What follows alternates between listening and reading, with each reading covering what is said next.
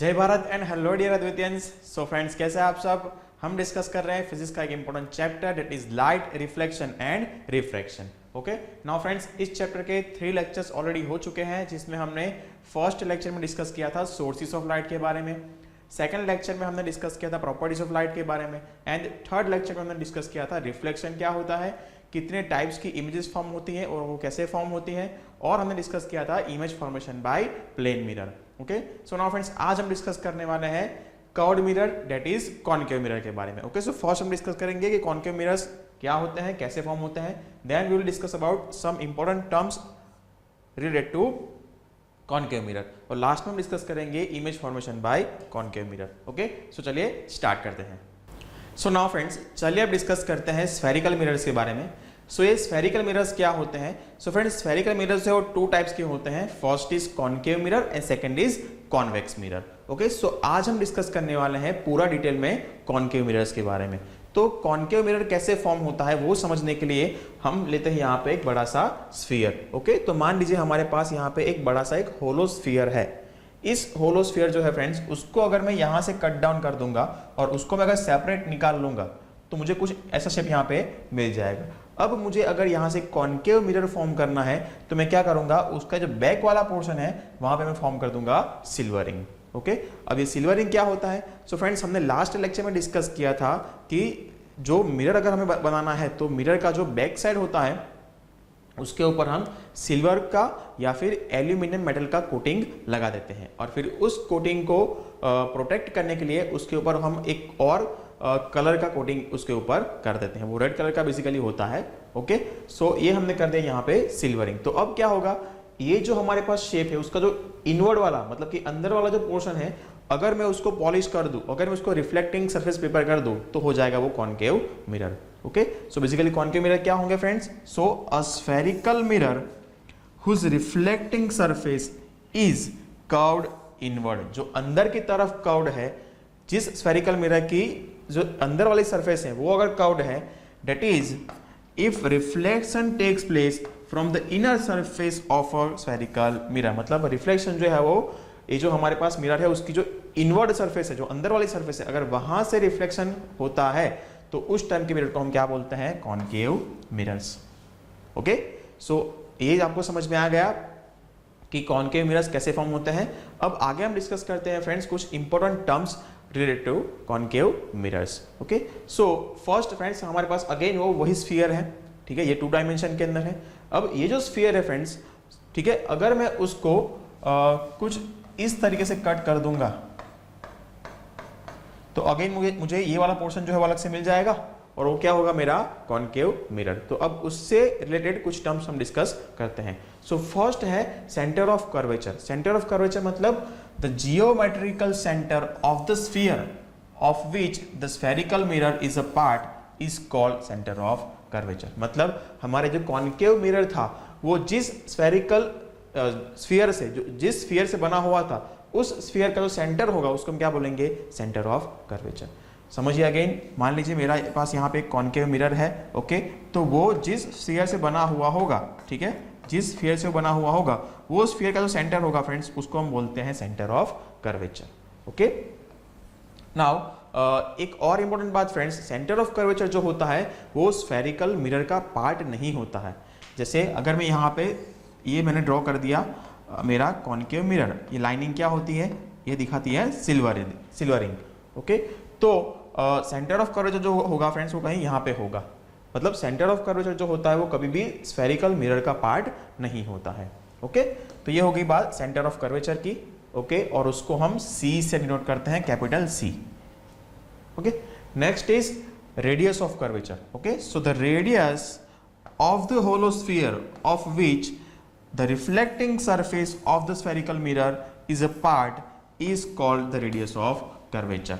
Okay, मतलब ये जो हमारे पास होलो स्फीयर है, ओके, होलो स्फीयर का जो रेडियस होगा, मतलब जिस होलो स्फीयर में से हमने कॉनकेव मिरर को फॉर्म किया होगा उस होलो स्फीयर का जो रेडियस होगा, जैसे आप यहाँ पे देख रहे हो ये जो रेडियस है, ठीक है, सेंटर ऑफ कर्वेचर से जो हमारा स्फीयर है उसके लाइन तक ये जो डिस्टेंस होगा वो क्या होगा, radius of curvature. Okay, so again मैं आपको बता सकता हूँ यहाँ पे कि अगर मेरे पास यहाँ पे एक कॉन्केव मिरर है, ठीक है, तो ये कोई स्फीयर से बना हुआ होगा, तो वो स्फीयर का ये सेंटर हो गया, ये हो गया हमारा सेंटर ऑफ कर्वेचर, और यहाँ से ये मिरर तक का जो डिस्टेंस होगा उसको हम क्या बोलेंगे, radius of curvature, that is R. Okay, so radius of curvature को फ्रेंड्स हम आर से डिनोट करते हैं। क्लियर हो गई इतनी बात? तो ये हो गए दो important definitions, centre of curvature and radius of curvature. जिस स्फीयर में से हमारा कॉन्केव मिरर फॉर्म हुआ होगा उस स्फीयर का सेंटर जो होगा वो होगा सेंटर ऑफ कर्वेचर, और उस स्फीयर का जो रेडियस होगा वो होगा radius of curvature. Okay, next friends, मान लीजिए हमारे पास यहाँ पे अभी एक कॉन्केव मिरर है। ओके, तो नेक्स्ट जो डेफिनेशन है वो है पोल। पोल क्या होगा friends? So the centre of the reflecting surface of a spherical mirror is called pole. तो जो स्फेरिकल मिरर है हमारे पास, मतलब जो हमारे पास यहाँ पे कॉन्केव मिरर है, उसका जो सेंटर होगा उसको हम बोलते हैं पोल। ओके, अब ये पोल जो है वो स्फेरिकल मिरर का पार्ट होगा, मतलब स्फेरिकल मिरर जो है उसका बिल्कुल सेंटर का जो पॉइंट होगा उसको हम बोलेंगे पोल। ओके, और पोल को फ्रेंड्स हम P से डिनोट करते हैं, आपको याद रखना है। Clear? Next is principal axis. ये बहुत ही इंपॉर्टेंट है फ्रेंड्स। देखिए, कॉन्केव मिरर है, ये उसका पोल हो गया, ये होगा उसका सेंटर ऑफ कर्वेचर। मतलब हमारे जो कॉन्केव मिरर है वो एक बहुत बड़े स्फीयर से बना हुआ होगा, और स्फीयर का जो सेंटर है वो होगा सेंटर ऑफ कर्वेचर। तो प्रिंसिपल एक्सिस क्या होती है? तो समझिए, the straight line passing through the centre of curvature and the pole of the spherical mirror is called principal axis. मतलब एक इमेजिनरी लाइन फ्रेंड्स यहाँ पे पास होती होगी centre of curvature and pole of a spherical mirror. Okay, concave mirror अगर है, उसका पोल और उसका सेंटर ऑफ कर्वेचर दोनों से पास होने वाली एक स्ट्रेट लाइन, उसको हम क्या बोलेंगे? Principal axis. और फ्रेंड्स अगेन ये लाइन जो होगी वो एक इमेजिनरी लाइन होगी, मतलब वो लाइन आपको जब आप कॉन्केव मिरर या फिर कॉन्वेक्स मिरर को हाथ में लोगे तो वहां पे आपको वो लाइन दिखने वाली है नहीं। ओके, तो ये एक इमेजिनरी लाइन होती है जिसको हम बोलते हैं प्रिंसिपल एक्सिस। कहां से पास होती है? Centre of curvature and pole of a spherical mirror. Next is friends aperture. Aperture मतलब देखिए, ये जो हमारा कॉन्केव मिरर होता है ना फ्रेंड्स, उसका जो डायमीटर होगा, कॉन्केव मिरर जो होता है उसका जो डायमीटर होता है ना, उसको हम बोलते हैं basically aperture. Okay, so the diameter of reflecting surface of mirror और circular edge of the mirror is called aperture of mirror. Okay, aperture का बेसिक मतलब क्या होगा? जो हमारे पास स्फीयर होता है ना, सॉरी, जो हमारे पास मिरर होता है ना, वो मिरर का जो डायमीटर होता है वो बेसिकली कर्व्ड होता है। मिरर जो होगा वो कर्व्ड होगा ऐसे, तो उसके इस पॉइंट से लेके इस पॉइंट तक का जो डिस्टेंस होगा उसको हम क्या बोलेंगे? एपरेचर। जैसे आप यहाँ पे देख रहे हो। क्लियर हो गई इतनी बात? ओके, सो हमने डिस्कस कर लिया centre of curvature, then radius of curvature, then pole, principal axis and aperture. Okay, अब आगे बढ़ते हैं। नेक्स्ट है फ्रेंड्स प्रिंसिपल फोकस। अब ये बहुत इंपॉर्टेंट है, इसको ध्यान से समझते हैं। सो क्या बोला है? प्रिंसिपल फोकस क्या होगा? If a beam of light parallel to the principal axis falls on a concave mirror. मतलब मान लीजिए हमारे पास यहाँ पे कॉन्केव मिरर है, तो क्या बोला है? If a beam of light parallel to principal axis, तो मुझे यहाँ पे प्रिंसिपल एक्सिस फॉर्म करना पड़ेगा पहले। ओके, सो मान लीजिए ये होगा उसका पोल, ये होगा उसका सेंटर ऑफ कर्वेचर, और ये दोनों में से जो एक लाइन पास होगी उसको हम क्या बोलेंगे? वो जो इमेजिनरी लाइन होगी उसको हम बोलते हैं principal axis. Now if a beam of light parallel to the principal axis, तो मान लीजिए एक लाइट का बीम जो है वो इंसिडेंट हो रहा है कॉन्केव मिरर के ऊपर, और ये जो बीम ऑफ लाइट है वो है parallel to principal axis of concave mirror. So if a beam of light parallel to the principal axis falls on a concave mirror, fall हो रही है। ओके, तो all the rays after reflection meet at a point on the principal axis. तो ये जो parallel beam of light है वो जब कॉन्केव मिरर के ऊपर फॉल होगे तो वहां से रिफ्लेक्शन का फिनोमिना होगा। तो आफ्टर रिफ्लेक्शन ये जो लाइट रेज हैं वो प्रिंसिपल एक्सिस के ऊपर किसी भी एक पॉइंट के ऊपर मीट करेंगे। आफ्टर रिफ्लेक्शन ये जो रिफ्लेक्टेड रेज है फ्रेंड्स वो सारे प्रिंसिपल एक्सिस के किसी भी एक पॉइंट के ऊपर मीट करेंगे। ये जो पॉइंट होता है, this point is called the principal focus और फोकल पॉइंट। बेसिकली इसको हम प्रिंसिपल फोकस बोलते हैं, जिसको हम एफ से डिनोट करते हैं। तो इसको याद रखना है आपको। ओके, प्रिंसिपल फोकस मींस उसको हम डिनोट करते हैं कैपिटल एफ से। अगेन समझिए, अगर हमारे पास एक कॉन्केव मिरर है, तो जब रेज ऑफ लाइट या फिर बीम ऑफ लाइट इंसिडेंट होता है कॉन्केव मिरर के ऊपर, when that rays of light या फिर beam of light if they are parallel to the principal axis, तो उस केस में आफ्टर रिफ्लेक्शन जो रिफ्लेक्टेड रेज हैं वो प्रिंसिपल एक्सिस के किसी भी एक पॉइंट से ही पास होने वाले हैं, तो उस पॉइंट को हम क्या बोलते हैं, प्रिंसिपल फोकस। यहां पे बात को समझिएगा, प्रिंसिपल फोकस हमें तभी मिलेगा जब जो हमारे इंसिडेंट लाइट रेज हैं they are always parallel to, they need to be parallel to, they have to be parallel to the principal axis. Okay, चलिए अब आगे बढ़ते हैं। सो नेक्स्ट हम डिस्कस करते हैं फोकल लेंथ। क्या होगा focal length? So the distance between the pole and the principal focus of the spherical mirror is called focal length. मतलब ये हो गया हमारा F और ये हो गया हमारा पोल P। तो principal focus F and pole P, उन दोनों के बीच का जो डिस्टेंस होगा उसको फ्रेंड्स हम बोलते हैं फोकल लेंथ, और उसको हम स्मॉल f से डिनोट करते हैं। क्लियर? प्रिंसिपल फोकस एंड पोल दोनों के बीच का जो डिस्टेंस होगा उसको हम f से डिनोट करते हैं। ओके, तो फ्रेंड्स यहाँ पे जो टर्म्स थी रिलेटेड टू कॉन्केव मिरर्स वो अभी कंप्लीट हो रही है। तो हमने डिस्कस किया है centre of curvature, radius of curvature, pole, aperture, then principal axis, focal length and principal focus. Okay, अब यहाँ पे एक बात याद रखिएगा फ्रेंड्स कि ये जो डिस्टेंस होता है पोल टू प्रिंसिपल फोकस वो सेम डिस्टेंस होता है principal focus to centre of curvature. मतलब अगर ये डिस्टेंस f है तो ये डिस्टेंस भी जो है वो f ही होगा। बात समझ में आ रही है? पोल टू प्रिंसिपल फोकस ये दोनों के बीच का जो डिस्टेंस होगा वो सेम डिस्टेंस प्रिंसिपल फोकस से सेंटर ऑफ कर्वेचर के बीच का होगा। अब ये कैसे होगा तो फ्रेंड्स वो हम डिस्कस करेंगे पूरा डिटेल में बाद में। ओके, हम उसको मैथमेटिकली प्रूव करेंगे कि ये डिस्टेंस है वो सेम कैसे होता है, लेकिन वो थोड़ा बाद में डिस्कस करेंगे। ओके, लेकिन अभी के लिए इतना याद रखिए कि पोल से प्रिंसिपल फोकस के बीच का जो डिस्टेंस होता है उसको बेसिकली हम क्या बोलते हैं, फोकल लेंथ। और जितना पोल से एफ के बीच का डिस्टेंस होगा उतना ही डिस्टेंस एफ से सेंटर ऑफ कर्वेचर के तक का होगा। ओके, अब चलिए आगे बढ़ते हैं। सो नेक्स्ट फ्रेंड्स हम डिस्कस करते हैं रूल्स फॉर रे डायग्राम्स। अब कॉन्केव मिरर्स के लिए अगर हमें रे डायग्राम्स फॉर्म करने हैं तो उसके लिए हमें कुछ रूल्स को फॉलो करना पड़ेगा। ओके, तो अब हम उसके बारे में डिस्कस करते हैं। सो फर्स्ट इज, मान लीजिए हमारे पास यहाँ पे कॉन्केव मिरर है। ओके, ये हो गया उसका सेंटर ऑफ कर्वेचर, देन पोल। अब उन दोनों में से एक लाइन पास होगी दैट इज प्रिंसिपल एक्सिस, और उनका जो सेंटर होगा वो होगा F, that is focus point या फिर principal focus. Okay, so first rule क्या है, अगर लाइट रे इंसिडेंट होता है कॉन्केव मिरर के ऊपर पैरेलल टू प्रिंसिपल एक्सिस, अगर लाइट रे इंसिडेंट हो रहा है कॉन्केव मिरर के ऊपर parallel to principal axis, in that case जो लाइट रिफ्लेक्ट करेगा वो ऑलवेज पास होगा एफ में से। ये फर्स्ट रूल आपको हमेशा याद रखना है। अगर लाइट रे इंसिडेंट होता है कॉन्केव मिरर के ऊपर parallel to principal axis, in that case the reflected light ray will always pass through the principal focus f. okay, second जो है वो है अगेन हमारे पास कॉन्केव मिरर है तो एफ पी एन सी हमने ड्रॉ कर दिए उसके, ये हो गया imaginary line that is principal axis. अब मान लीजिए एक लाइट रे जो है वो इंसिडेंट हो रहा है प्रिंसिपल फोकस के थ्रू, लाइट रे जो है वो इंसिडेंट हो रहा है प्रिंसिपल फोकस जो एफ है उसके थ्रू।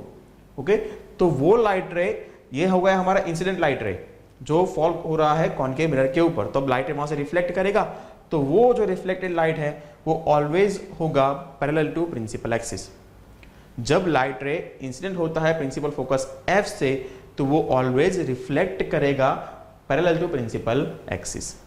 अब फ्रेंड्स यहाँ पे ये दोनों केस को ध्यान से ऑब्जर्व कीजिए, दोनों केस को आप ध्यान से ऑब्जर्व कीजिए।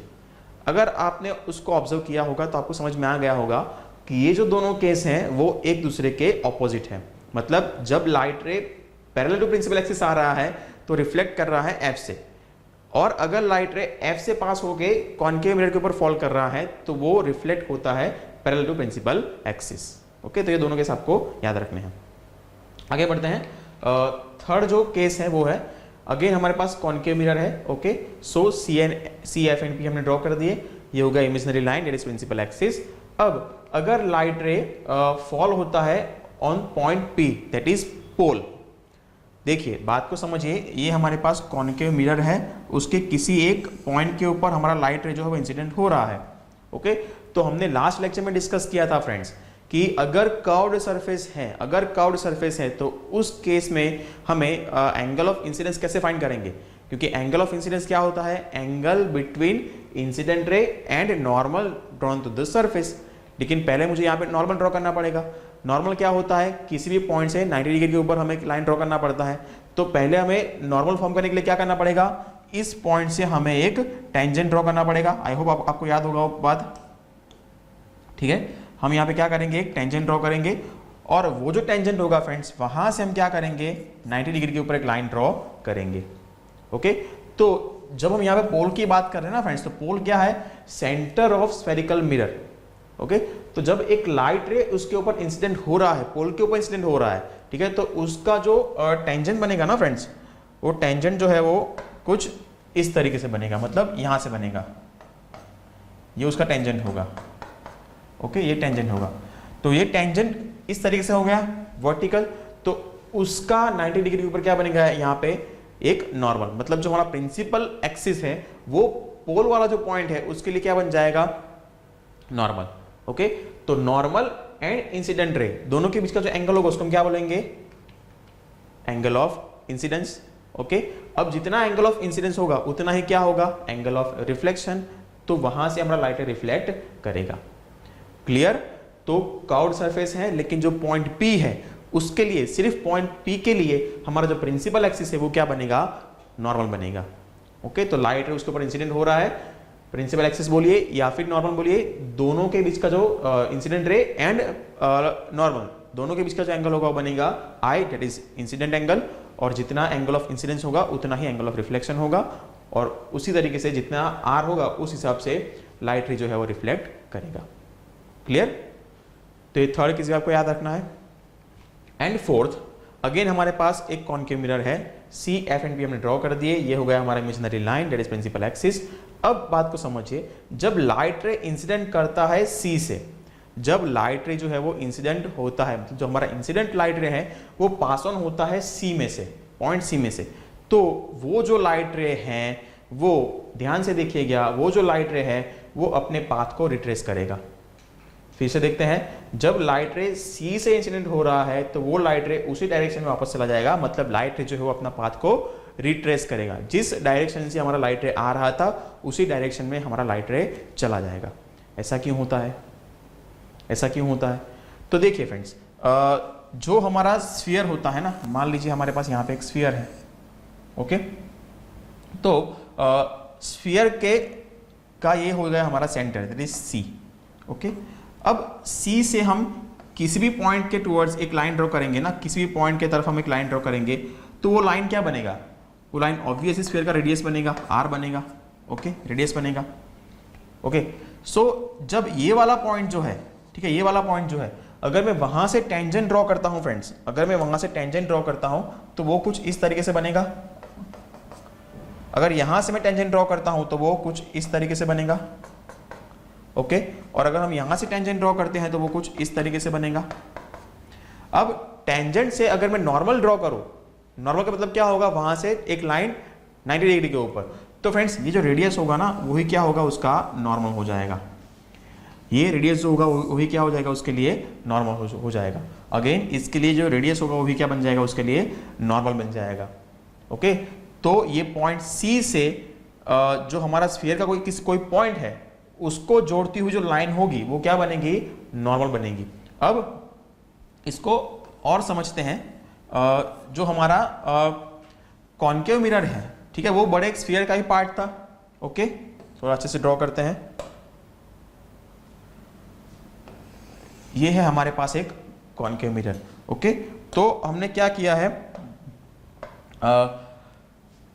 ये हो गया मान लीजिए उसका C, that is centre of curvature. Okay, तो अगर मैं C को स्फीयर के किसी भी पॉइंट से टच कराऊं, C से एक लाइन को मैं सरफेस के या फिर स्फीयर की जो सरफेस है उसके किसी भी पॉइंट के टुवर्ड्स में टच कराऊंगा, तो ये लाइन क्या बनेगा, रेडियस R। ओके, अब यहां से अगेन सेम चीज है फ्रेंड्स, अगर मैं यहां से नॉर्मल ड्रॉ करूंगा तो वो नॉर्मल जो है वो कुछ इस तरीके से बनेगा। ओके, और क्योंकि मैंने यहाँ पे टेंजेंट ड्रॉ कर दिया है यहाँ पे, सो टेंजेंट जो होगा फ्रेंड्स वो टेंजेंट से नॉर्मल, मतलब टेंजेंट से अगर 90 डिग्री के ऊपर एक लाइन ड्रॉ करेंगे तो ये वाला लाइन बनेगा, मतलब ये क्या बनेगा, उसके लिए नॉर्मल बनेगा।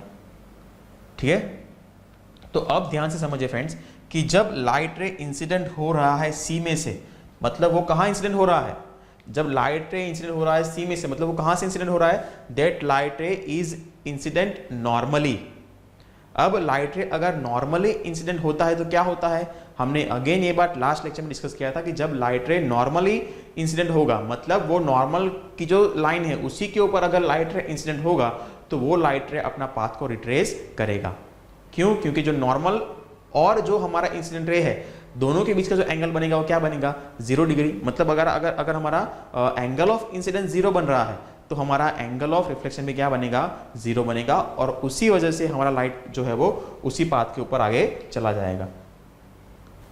नाउ फ्रेंड्स, नेक्स्ट हम डिस्कस करते हैं image formation by concave mirror. So friends, जब हम इमेज का फॉर्मेशन करना चाहते हैं तो हमने लास्ट लेक्चर में डिस्कस किया था कि जो इमेज को हमें फॉर्म करना होता है, इमेज फॉर्म करने के लिए हमें मिनिमम 2 लाइट रेस का रिक्वायरमेंट होगा। हम उससे ज़्यादा भी लाइट रेस का यूज़ कर सकते हैं, लेकिन सिर्फ अगर 2 लाइट रेस भी हमारे पास है, मतलब 2 अगर incident ray and 2 reflected ray हैं, तो उससे भी हमारा इमेज का फॉर्मेशन हो जाएगा। ओके, तो हम यहाँ पे इमेज का फॉर्मेशन करने के लिए सिर्फ 2 लाइट रेस का यूज़ करेंगे, उससे ज़्यादा का भी हम यूज़ कर सकते हैं, लेकिन हमारी कन्वीनियंसी के लिए हम सिर्फ यहाँ पे 2 लाइट रेस का यूज़ करेंगे फर्स्ट।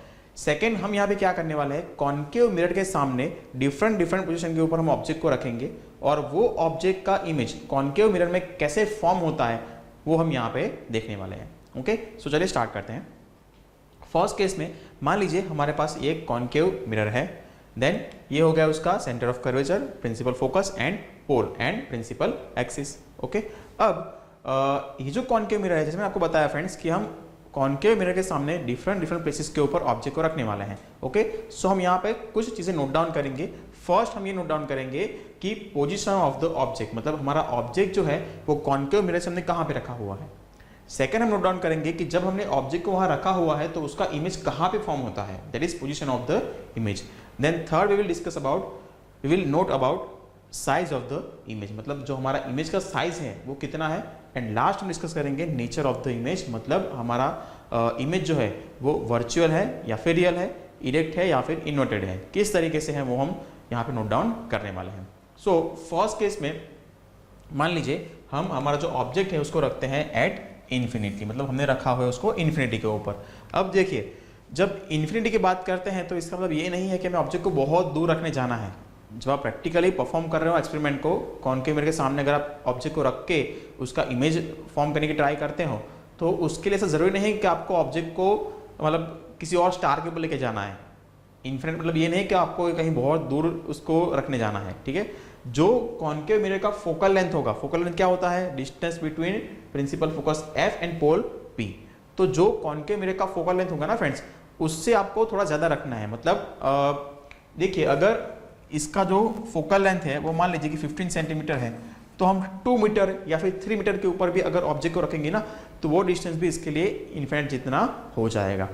ओके, वैसे अगर इन्फिनिट डिस्टेंस के ऊपर कोई चीज़ है, मान लीजिए कि मून है, या फिर जब आप एक्सपेरिमेंट परफॉर्म कर रहे हो, ठीक है, तो आपके रूम के बाहर अगर कोई ट्री है तो जहाँ आपने कॉनकेव मिरर रखा हुआ है ना, वो कॉनकेव मिरर से बहुत दूर अगर कोई ट्री है तो आप ट्री का भी इमेज का फॉर्मेशन यहाँ पे कर सकते हो।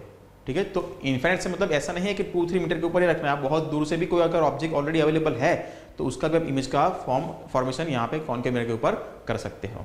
ठीक है, लेकिन जब लैब में परफॉर्म कर रहे हो और अगर आपके पास कुछ दूर की चीज़ अवेलेबल नहीं है तो आपको क्या करना है, जो फोकल लेंथ है उससे बहुत ज़्यादा डिस्टेंस कर देना है। मतलब अगर वो 15 सेंटीमीटर है तो उससे 10 टाइम्स या फिर 20 टाइम्स ऑब्जेक्ट को रख दीजिए, तो उससे आपका काम हो जाएगा। ओके, सो मान लीजिए कि हमारा ऑब्जेक्ट है एट इन्फिनिटी, तो ये है हमारा ऑब्जेक्ट ए बी, इसको हम बोलते हैं ऑब्जेक्ट ए बी। ओके, अब ये ऑब्जेक्ट ए बी जो है वो है इन्फिनिट डिस्टेंस के ऊपर। और फ्रेंड्स, ये बात को याद रखिएगा कि जब इन्फिनिट डिस्टेंस से कोई लाइट रेस आते हैं ना तो वो लाइट रेस होते हैं ऑलवेज एक दूसरे के पैरेलल।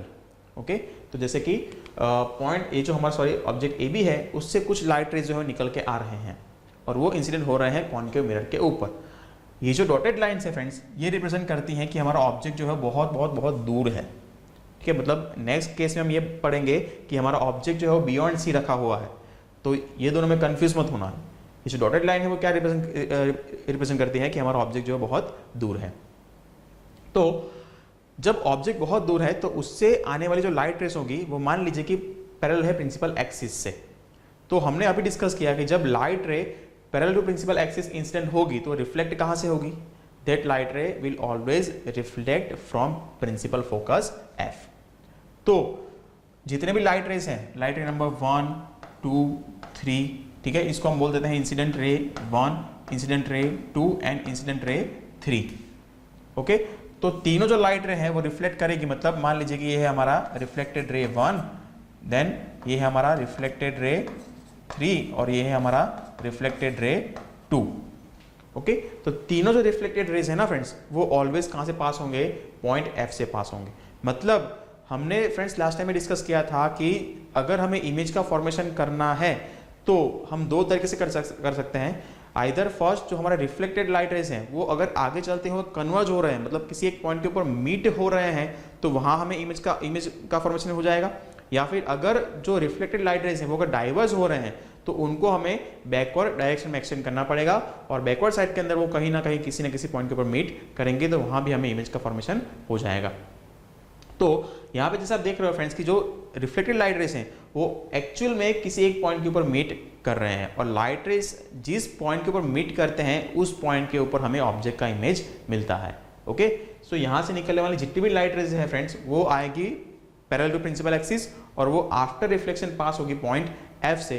तो ये जो हमारा ऑब्जेक्ट ए बी है उसका इमेज हमें पॉइंट एफ के ऊपर मिल जाएगा। Clear? So position of the image कहां होगा? At the focus F. अब देखिए साइज ऑफ द इमेज। अब देखिए ऑब्जेक्ट तो हमारा बहुत बड़ा है, उसके कंपैरिजन में हमारा जो इमेज है वो बहुत छोटा होगा, क्योंकि जहां पे लाइट रेज मीट कर रहे हैं वो बहुत छोटा सा पॉइंट होगा।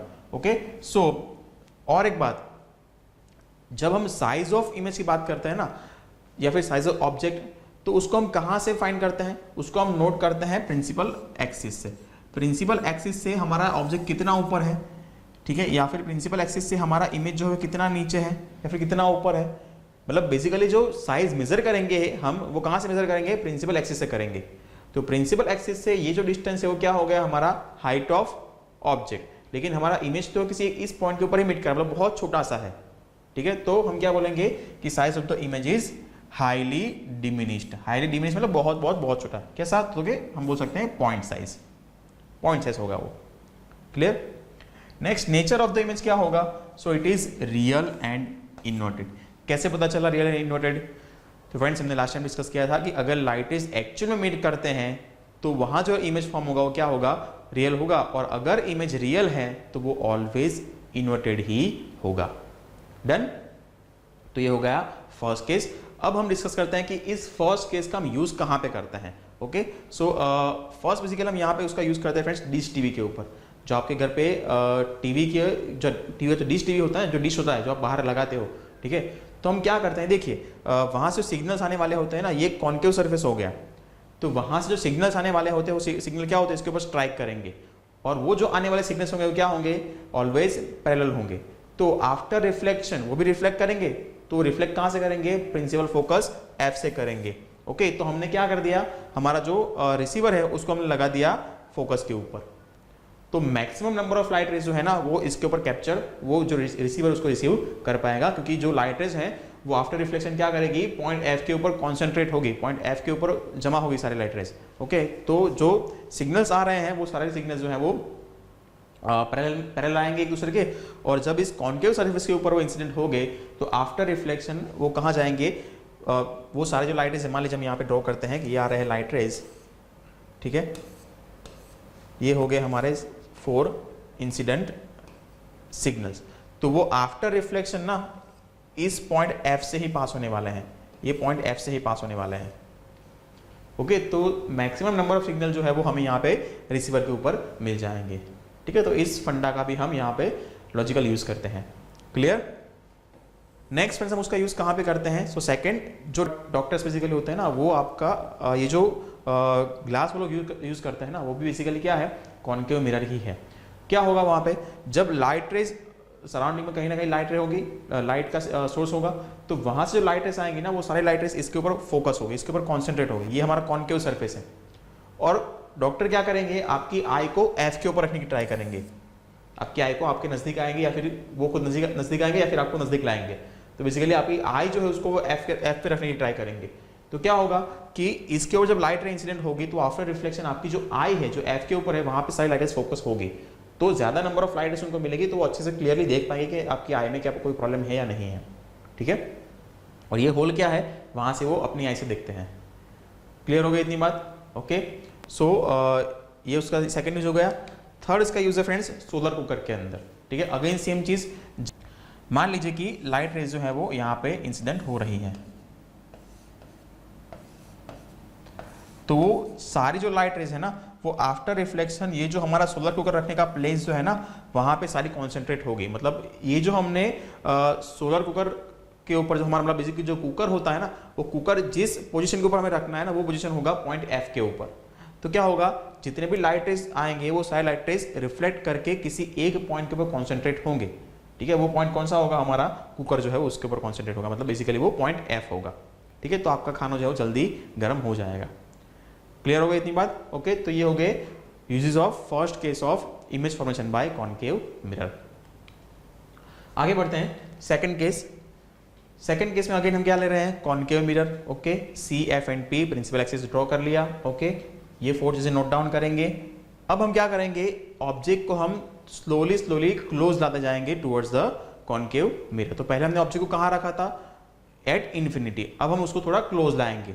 ठीक है, सो हम ऑब्जेक्ट को रखेंगे बियॉन्ड सी, मतलब सी से थोड़ा पहले रखेंगे। ओके, तो ये हो गया मान लीजिए हमारा ऑब्जेक्ट। ये ऑब्जेक्ट जो है वो है मान लीजिए ए बी।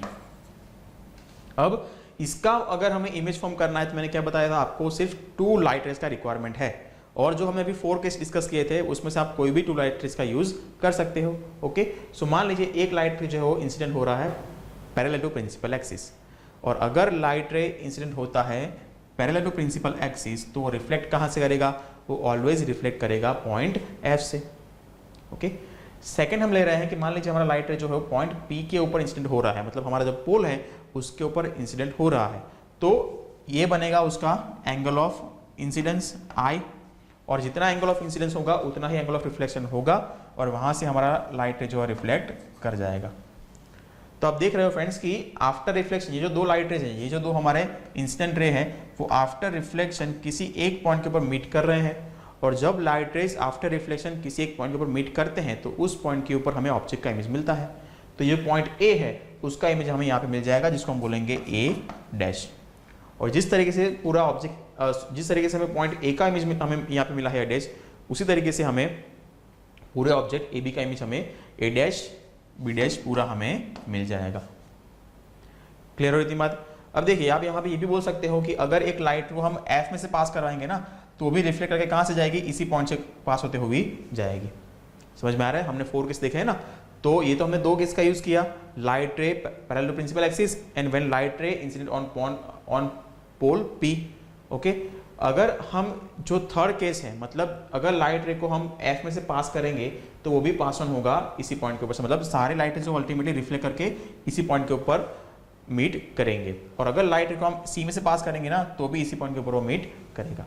लेकिन हम क्या करते हैं, उसको सिंपल रखने के लिए सिर्फ 2 लाइट रेज का यूज कर रहे हैं, क्योंकि सिर्फ 2 लाइट रेज से भी हमें इमेज का फॉर्मेशन हो जाएगा। क्लियर? तो पोजीशन ऑफ ऑब्जेक्ट क्या था, beyond C. Position of image क्या मिल रहा है, देखिए between F and C, F and C के हमें बीच में मिल रहा है। अब अगर ये लिखा है बिटवीन एफ एंड सी, उसका मतलब ये नहीं है कि वो एग्जैक्ट सेंटर में ही होना चाहिए, वो आपका आप कहाँ पे ऑब्जेक्ट को रख रहे हो ना, उस हिसाब से हमें इमेज मिलेगा। इमेज हमें यहाँ पे भी मिल सकता है, इमेज हमें यहाँ पे भी मिल सकता है।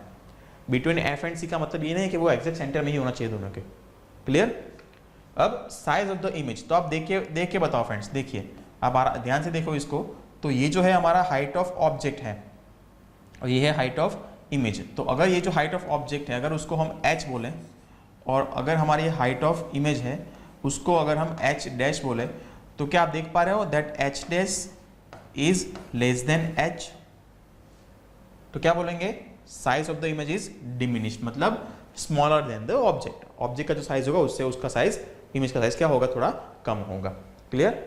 Next, nature of the image. So again after reflection light rays किसी एक पॉइंट के ऊपर मीट कर रहे हैं, और अगर लाइट रे किसी एक पॉइंट पर मीट कर रहे हैं तो वो जो इमेज फॉर्म होगा वो रियल इमेज होगा, और रियल इमेज ऑलवेज इन्वर्टेड ही होता है, जैसे कि आप यहाँ पे देख पा रहे हो कि ए ऊपर था, यहाँ पे नीचे चला गया। क्लियर।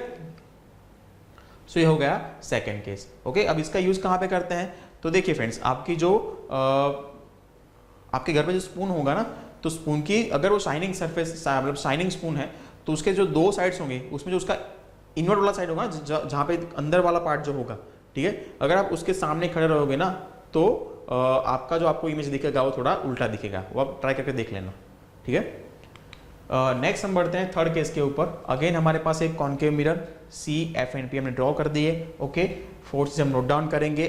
अब हम क्या करेंगे, देखिए अगेन हम ऑब्जेक्ट को थोड़ा थोड़ा क्लोज लाते जाएंगे टुवर्ड्स द कॉन्केव मिरर।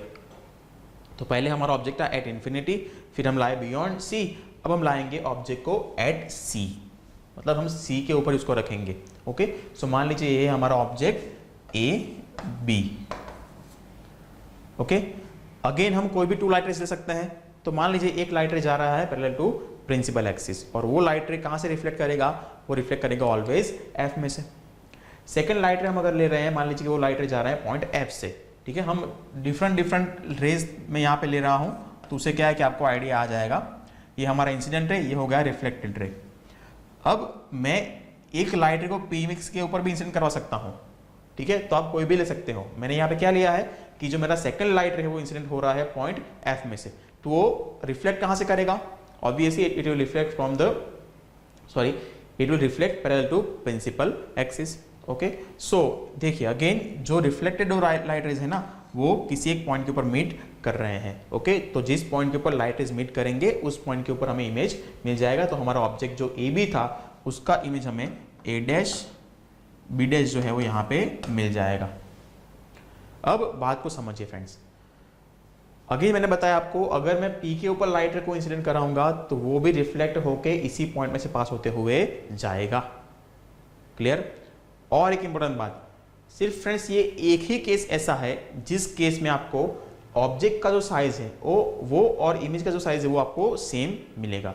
तो हमें पोजीशन ऑफ द इमेज क्या मिल रहा है, अगेन एट सी, तो जहां पे हमने ऑब्जेक्ट को रखा हुआ है उसी के नीचे हमें उसका इमेज मिल रहा है, लेकिन वो कैसा मिल रहा है, इनवर्ट मिल रहा है, उल्टा मिल रहा है। Okay, so size of the image is same size as of the object.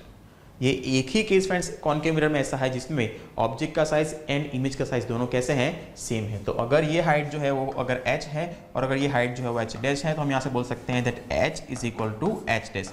ऐसा कॉन्केव मिरर के केस में सिर्फ ये एक ही केस है जब हम ऑब्जेक्ट को रखते हैं C के ऊपर।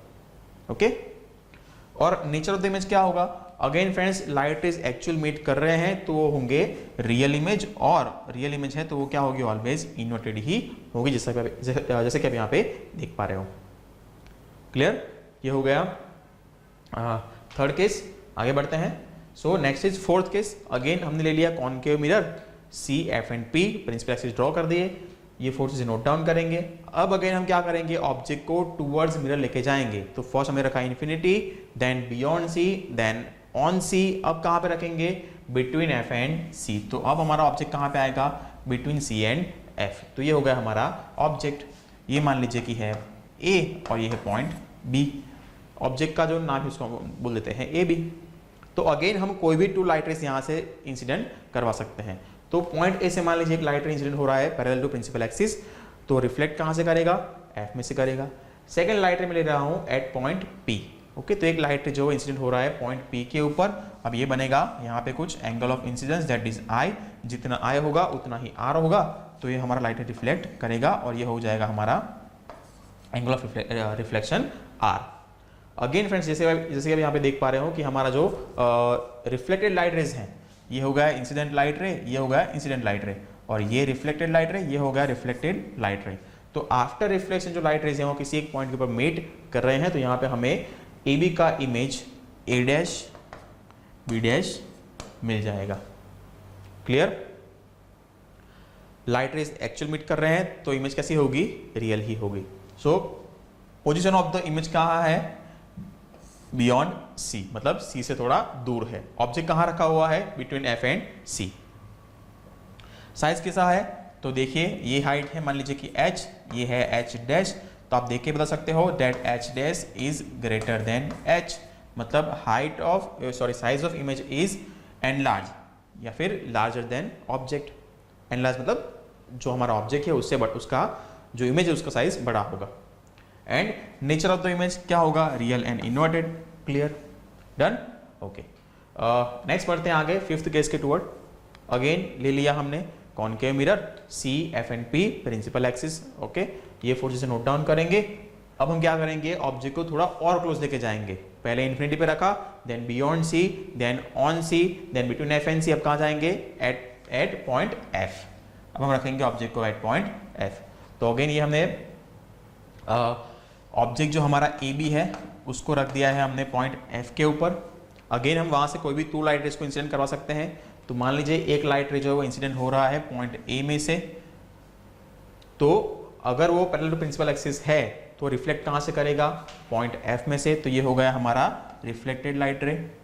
सेकेंड लाइट रे मान लीजिए कि हम, अब देखिए ये थोड़ा आगे बढ़ रहा है, ये समझते हैं कि आगे चला जाएगा ऐसे।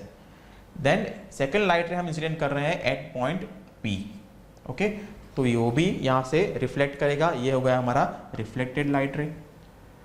अब यहाँ पे देखिए फ्रेंड्स कि ये जो दो लाइट रेज हैं they are very parallel to each other, मतलब ऐसे बोल सकते हैं वो बहुत क्लोजली पैरेलल है एक दूसरे के।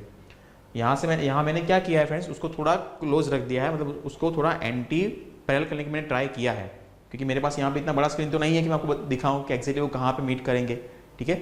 लेकिन बेसिकली ये जो दो लाइट रेज है ना फ्रेंड्स, वो they are almost parallel to each other, इतना पैरेलल होंगे वो एक दूसरे के, लेकिन वो 100% पैरेलल नहीं होंगे, मतलब थोड़ा वो एक दूसरे के टुवर्ड्स आएंगे, लेकिन बहुत बहुत बहुत बहुत आगे जाने के बाद किसी एक पॉइंट के ऊपर मीट करेंगे। मतलब ये भी होंगे कन्वर्जेंट लाइट रे, लेकिन ये बहुत ही इनके बीच का जो एंगल बन रहा है ना वो बहुत कम होगा, ठीक है। तो हमें ये लगेगा कि ये जो लाइट रेस है वो एक्चुअली एक दूसरे के पैरेलल है, लेकिन वो होंगे नहीं, थोड़ा तो उनमें डिफरेंस होगा ही होगा, और उसी वजह से बहुत बहुत बहुत आगे जाने के बाद किसी एक पॉइंट के ऊपर वो लाइट रेज मीट करेंगे, और जिस पॉइंट के ऊपर वो लाइट रेज मीट करेंगे उस पॉइंट के ऊपर हमें इस ऑब्जेक्ट का इमेज मिलेगा, ठीक है। तो ये जो डॉटेड लाइन्स है ना फ्रेंड्स, वो क्या रिप्रेजेंट करेंगी कि हमारा ऑब्जेक्ट जो है बहुत बहुत बहुत दूर, सॉरी जो इमेज है वो बहुत बहुत दूर हमें मिलेगा। मतलब ये लाइट रेज जो है आगे जाके कन्वर्ज होंगे और किसी एक पॉइंट के ऊपर मीट करने वाले हैं, ओके।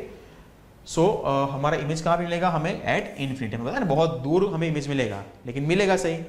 तो हमारा इमेज कहाँ मिल रहा है, at infinity. Now size of the image, अब ऑब्वियसली फ्रेंड्स वो होगा हाईली एनलार्ज, क्योंकि जितना दूर जाएंगे उतना वो प्रिंसिपल एक्सिस से दूर जाएंगे। बात समझ में आ रही है, ये लाइटें जितना आगे जाएंगे वैसे वैसे वो जो प्रिंसिपल एक्सिस है वहां से बहुत दूर जाएंगे। तो ये जो हाइट है ऑब्जेक्ट का, उसके कंपेरिजन में उसका हाइट तो क्या होगा, ऑब्वियसली ज्यादा ही होगा, ठीक है। तो क्या होगा, हाईली एनलार्ज, मतलब बहुत बड़ा होगा। Next is nature of the image, क्या होगा, रियल एंड इन्वर्टेड, मतलब ये लाइट रेज भी आगे चल के कन्वर्ज होगी और एक दूसरे को एक्चुअल में मीट करेंगे, और इसी वजह से हमें जो हमारा इमेज मिलेगा वो क्या होगा, रियल एंड इन्वर्टेड। क्लियर। अब इसका हम यूज कहाँ पे करते हैं, तो फ्रेंड्स हम बेसिकली जो हमारा कार का या फिर जो बाइक का हेडलाइट होता है ना, वहाँ पे इस फिनोमेना का यूज करते हैं, या फिर जो टॉर्च होती हैं, ठीक है, उसके ऊपर भी हम यहाँ पे इस फिनोमेना का यूज करते हैं। कैसे यूज करते हैं, तो हम क्या करते हैं, हमारा जो बल्ब है ना, ये जो बल्ब है, उस बल्ब को हम रख देते हैं एफ के ऊपर। तो वहां से जितने भी लाइट रेज फ्रेंड्स इंसिडेंट होगी वो सारी क्या होगी, और ये जो पीछे है ना फ्रेंड्स, वो क्या है, कॉनकेव मिरर है, इसके पीछे भी क्या है, यहाँ पे एक कॉनकेव मिरर है। कॉनकेव मिरर मतलब एक कॉनकेव रिफ्लेक्टिव सरफेस होनी चाहिए, ठीक है। तो आप टॉर्च को ओपन कीजिएगा, देखिएगा उसमें आपको ये मिल जाएगा, ओके।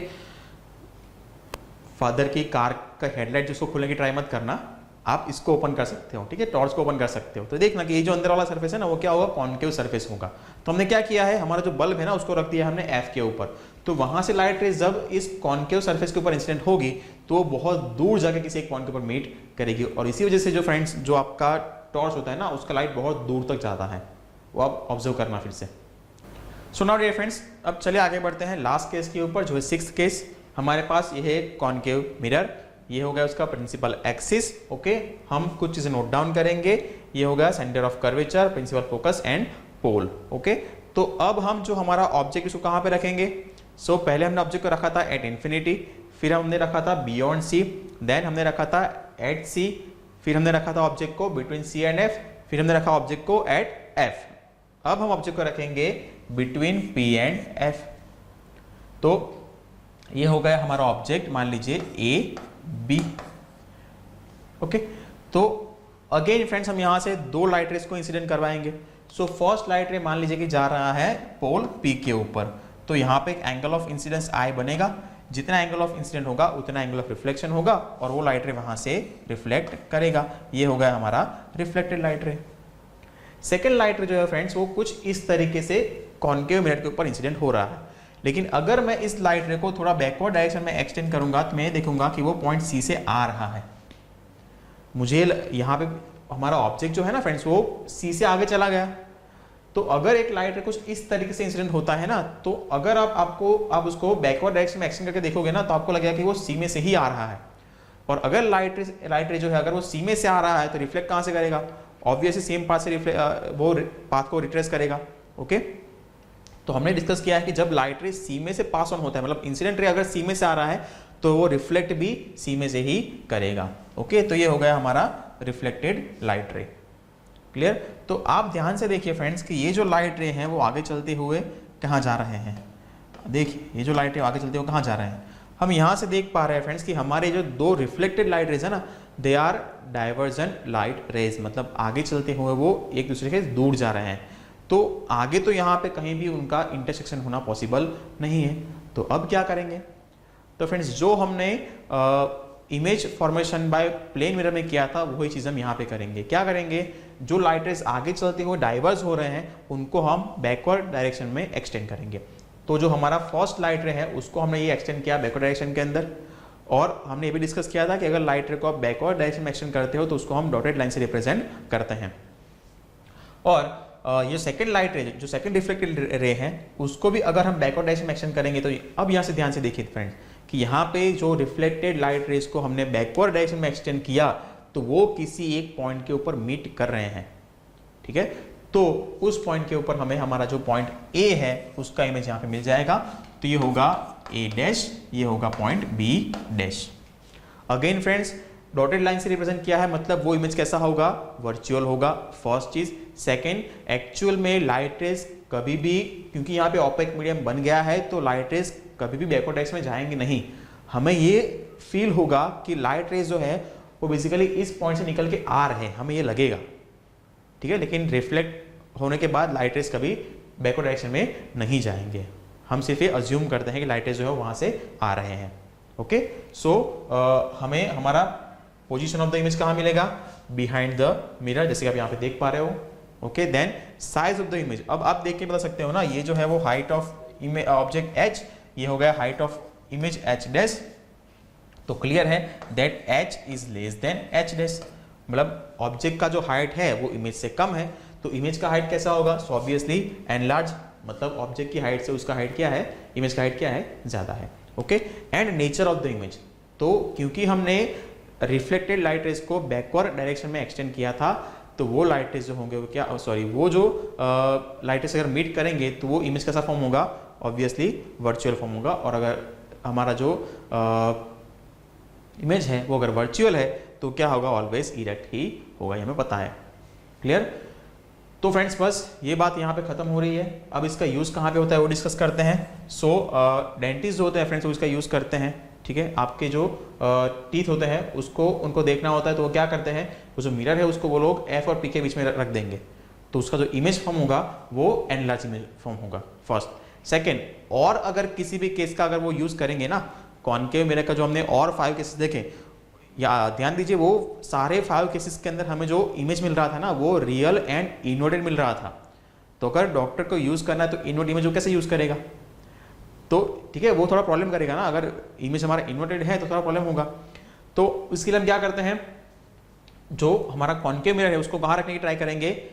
इस तरीके से कॉन्केव मिरर को रखेंगे डॉक्टर्स जिससे आपका जो टीथ है वो एफ एंड पी के बीच में आ जाए।